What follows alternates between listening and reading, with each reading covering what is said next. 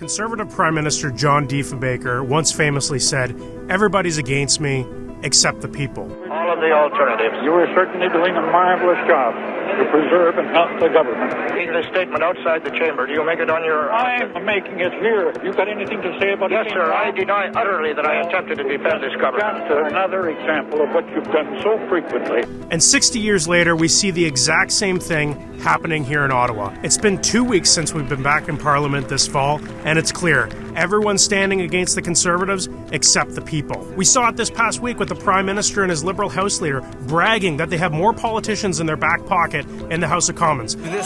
On today, we will see that this House does not have confidence in the leader of the Conservative Party. Mr. Speaker, yesterday what we saw is that the House voted non-confidence in the leader of the Conservative Party of Canada. Well, it's not the politicians that matter, it's the people that matter.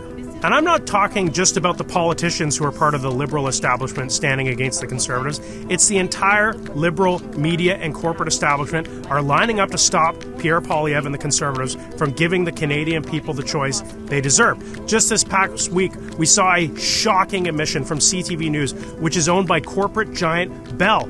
They admitted that editors at CTV News selectively manipulated footage of our leader Pierre Poilievre to make it appear that he said something that he didn't actually say. In fact, CTV News, only after pressure from our Conservative team, fired 2 of its employees for violating journalistic integrity.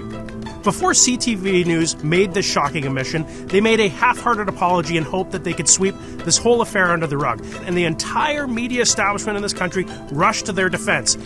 The sentence that Pierre Poilievre said is, that's why it's time to put forward a motion for a carbon tax election. For whatever reason, they spliced together different things he said in that scrum to create the sentence, that's why we need to put forward a motion. Now, it's not like it was changed to him saying something outrageous. It's not a sentence he uttered.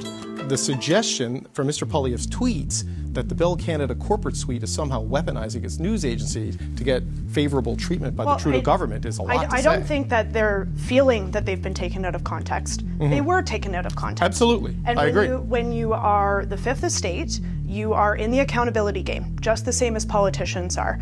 And a quick apology the same day for something that is so egregious that action to be taken is not going to be enough when we're talking about the table stakes of not favorable coverage, fair and balanced coverage. It's only after tremendous Conservative pressure and pressure from the people of Canada that CTV was finally held to account and recognized that they did something wrong and fired the employees who did it. And last but certainly not least, as part of the Liberal establishment, we have carbon tax Mark Carney and his band of corporate elites.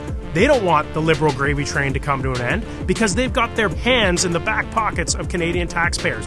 Billions of dollars flowing into their corporate interests. Mark Carney, former Bank of Canada governor, he also headed the Bank of England, just got a new job as an economic advisor to Prime Minister Justin Trudeau.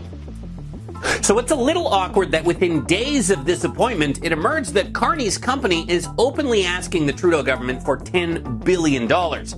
It's the corporate media monopolies, it's the corporate elites, it's the politicians in Ottawa who are preventing the Canadian people from having their say. Conservatives aren't going to let history repeat itself. In the 1963 elections, the corporate elites, the media monopoly, and the Liberals, together with their American advisors, won the election. It's 60 years later, it's time for the Canadian people to have their say. Let's take a stand against these corporate elites. Let's take a stand against the media monopoly. Let's take a stand against this corrupt NDP Liberal government and have a carbon tax election where the people have their say and we have a common sense Conservative government under our leader, Pierre Poilievre. Together, let's bring it home.